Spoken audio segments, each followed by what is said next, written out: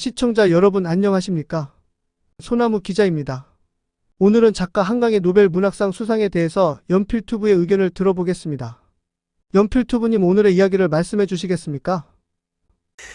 예, 안녕하십니까. 연필투브입니다. 어제 아주 놀라우고 기쁜 소식이 있었습니다. 어, 그, 한강이라는 작가가 노벨 문학상을 받았습니다. 정말 놀라운 일이고, 기쁜 일입니다. 우리나라에서는 노벨상이 예전에 김대중 대통령이 2000년도에 노벨 평화상을 수상한 이후에 한 번도 노벨상이 없었습니다. 그래서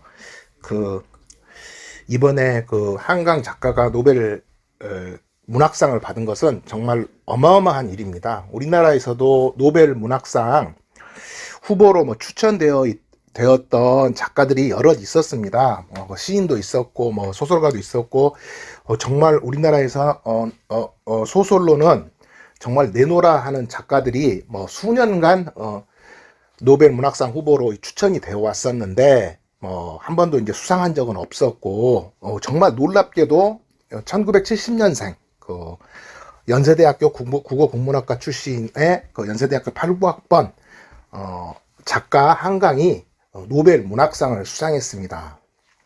그런데 이제 표면적으로는 한강의 노벨 문학상 수상이 매우 기쁜 일이고 경사스러운 일이다 해가지고 윤석열이 축전도 보내고 그랬던 것 같습니다. 근데 제가 보기에는 한강의 노벨 문학상 수상이 굉장히 불편한 사람들이 있는 것 같습니다.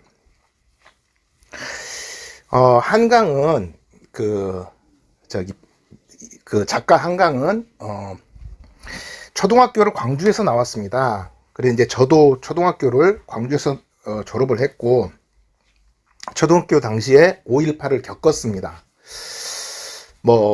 제가 초등학생 꼬마였으니까 어마어마한 것을 목격하고 이렇지는 않았지만 그 당시에 이제 주위 분위기나 상황을 봤었고 한강 작가도 그런 것에 굉장한 영향을 받았을 겁니다. 이제 생각을 해보십시오.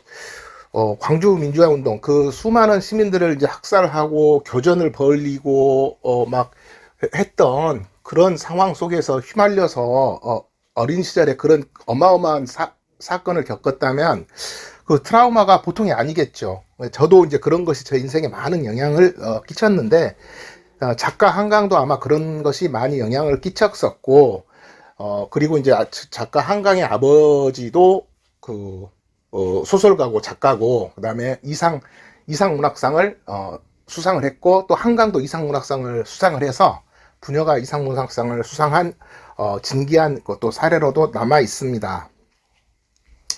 그래서 이제 작가 한강의 작품을 보면 5.18을 소재로 한 작품이라든지 제가 보기에는 전혀 껄끄럽거나 부담스럽거나 이상하지 않는데 일부 사람들에게는 굉장히 이게 좀 불편하고 이렇게 느껴지는 작품이었던 모양입니다. 그래서 무슨 교육청에서 금지도서 목록을 이렇게 신청을 하고 학생들한테 못 보게 학교 도서관에서 없애라는 둥 이런 식의 논란이 있었고 그 다음에 문학의 블랙리스트 박근혜 때 블랙리스트에도 올랐고 이런 논란들이 있었습니다.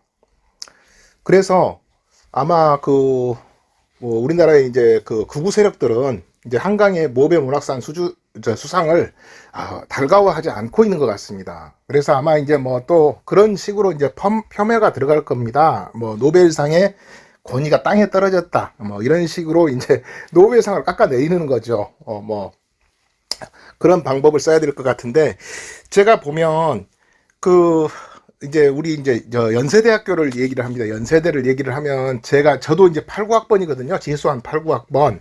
그리고 이제 제가 전공한 사회학과가 그 당시에는 문과대에 있었습니다. 그래서 국문과하고 같은 단과대에 있었죠. 그런데 이제 저는 한강 작가를 이제 본 적은 없었고 그 당시에 알지도 못했고 지금 와서 같은 동문이었구나, 같은 학번이었구나, 같은 문과대 출신이구나 이렇게 알았습니다. 그런데 연세대학교의 입장에서는 노벨상 수상자를 배출했다는 것은 어마어마한 일입니다.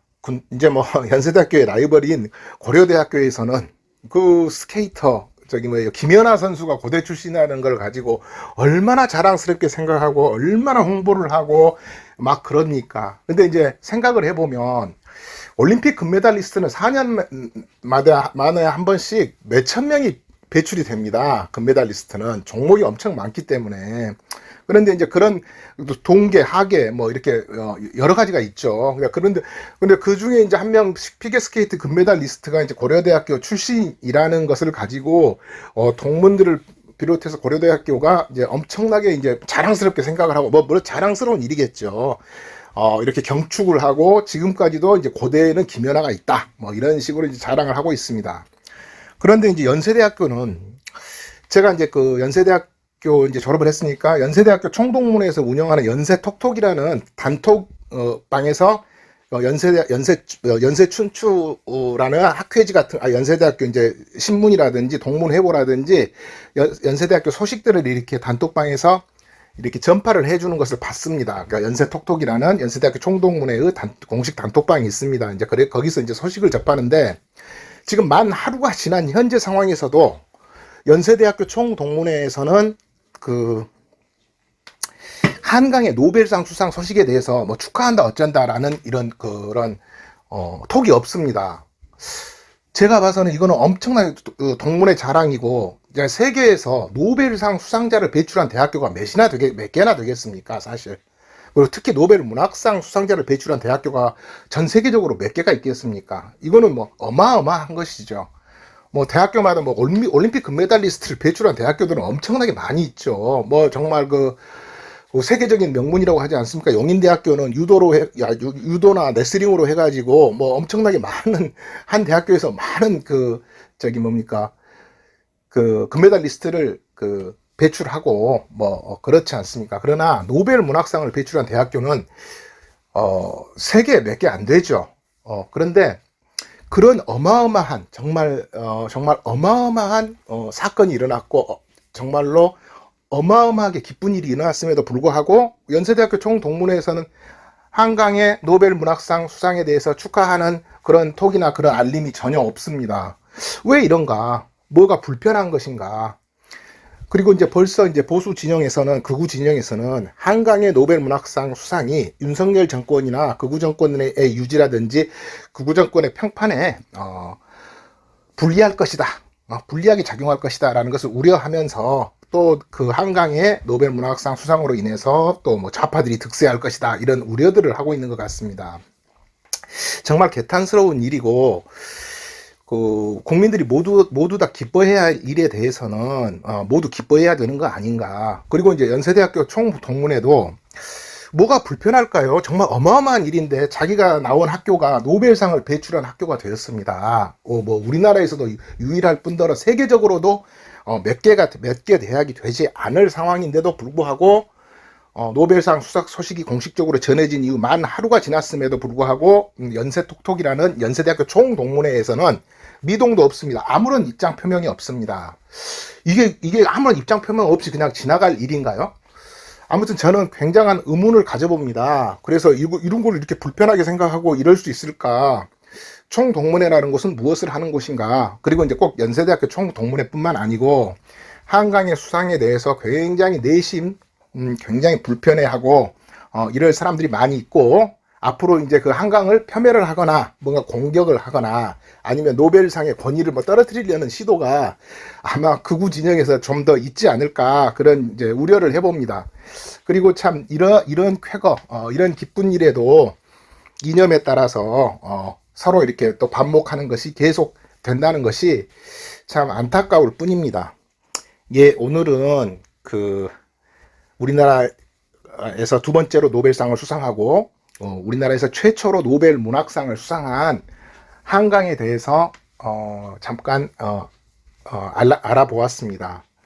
그래서 이제 한강의 노벨상 수상까지도 진영에 따라서 기뻐하고 또 감추고 싶고 이렇게 이슈화를 안 시키고 싶고 하는 진영이 있다는 거, 정치적인 진영이 있다는 거, 그런 것이 참 안타깝다, 참 황당하다, 그런 말씀을 드리면서 방송을 마치겠습니다.